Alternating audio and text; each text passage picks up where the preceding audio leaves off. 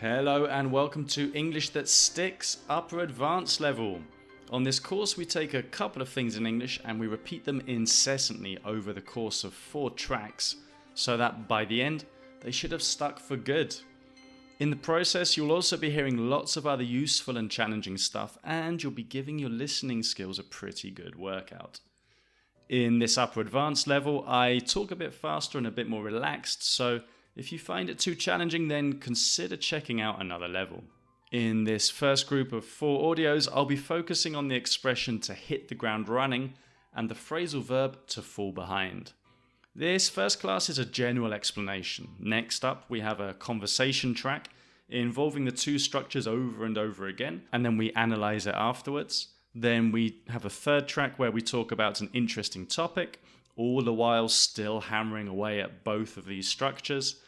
And then finally we end with a translation challenge where we put you to the test and see how well you can use the 2 things we're looking at. So what do these 2 things mean? Well, hit the ground running refers to beginning a new project with full momentum, not wasting a single second when you start something new. Beginning with full energy, setting goals, being proactive, and so on.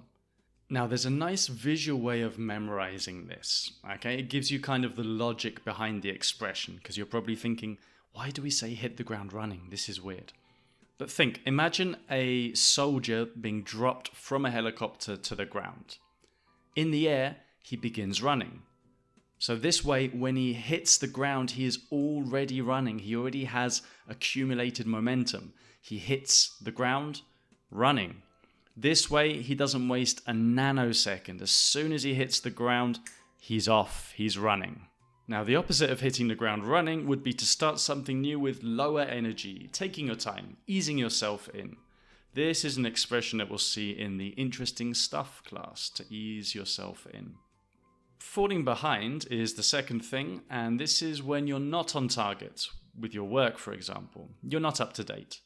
If you haven't done all of the administrative work that you should have done, then you have fallen behind with your admin work, or you've fallen behind on your admin work. Your work is accumulating, it's building up. So if you don't hit the ground running on a project, you can often fall behind pretty quickly. Or maybe you start well, you hit the ground running, but then you fall behind due to unforeseen circumstances, due to problems that come up. So let's look at the common mistakes. Now with hit the ground running, the only mistake people really make is not memorizing it properly. They can't remember it. But with fall behind, there is a common mistake that people often make. So if you're at work and you're not on schedule and you say something like this, I'm falling behind my work. No, that is not right. The correct way to say it is the following. I'm falling behind with my work. Yes, exactly. I'm falling behind with my work. Or you could say I'm falling behind at work. The place you are falling behind is I am at work, I'm falling behind at work. Or with to refer to the task, the thing that you were working on that you are falling behind with. So I'm falling behind with my paperwork. She's falling behind with her tax returns, etc. Alright, I hope you've got what these 2 mean. So we're going to do a couple of things now. First, we're going to go through the sentence builder. Now, this is an interactive part of the lesson. What you're going to do is you're going to repeat after me. I'm going to give you sentences that will get progressively longer and more complex, and each time you repeat after me. But don't worry, I'll be building up. So each time there'll only be 1 or 2 new things, so we'll build it up gradually. Then after that little workout, we'll go through some examples, just lots of examples so you can hear them in context and get more of a feel for them. Okay, so first of all, get ready to repeat with me. Let's go through that sentence builder.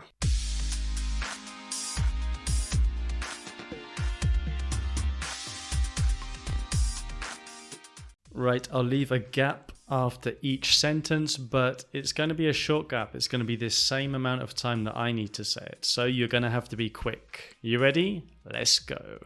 We need to hit the ground running. We need to hit the ground running next week.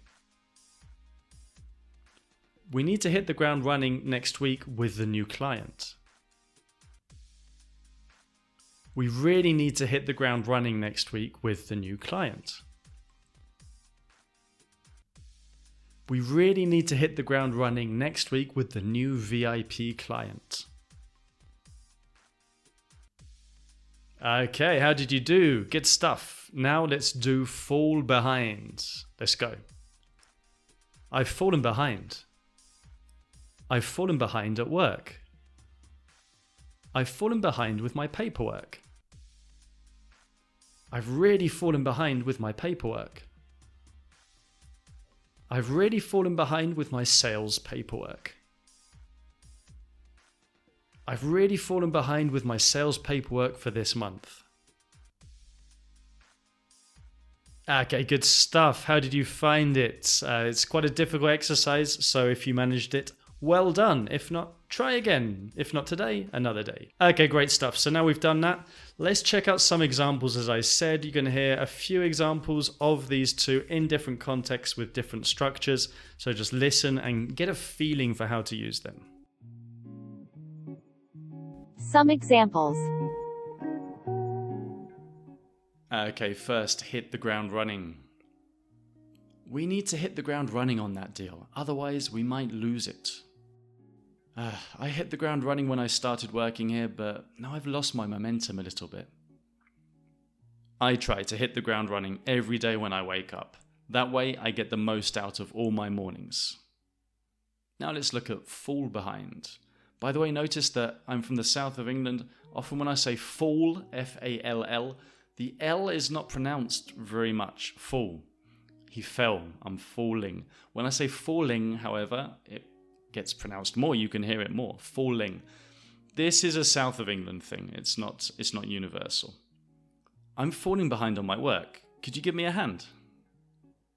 If you don't organize your time better, you're gonna fall behind. If you fall behind on your rent, you'll get kicked out. Okay, and now let's look at some examples combining the two. Let's go. If you'd made more of an effort to hit the ground running, you wouldn't have fallen behind like you have. Although they really tried to hit the ground running at the beginning of the match, they quickly fell behind and the other team came to dominate the game. Oh man, I've really fallen behind with my to-do list. Alright, I'm going to forget about it for the weekend and then on Monday morning, I'm going to hit the ground running. Okay, great stuff. So hope you have a feel for these two now. I hope you're understanding how we use them better. As I said earlier, in this first class we have the general explanation, and in the next track we see these two expressions in a conversation, a nice challenging conversation between three native speakers. And afterwards we go into detail, we analyze some of the more difficult aspects of the conversation, some of the more interesting aspects that will help you understand it better. Don't forget, we've also got a website, keytenglish.com. That's K-E-Y-T-E English. There we've got loads more resources and interesting stuff to support these audios. All right, well, welcome on board. Thank you for listening. Thank you for joining us here at English That Sticks.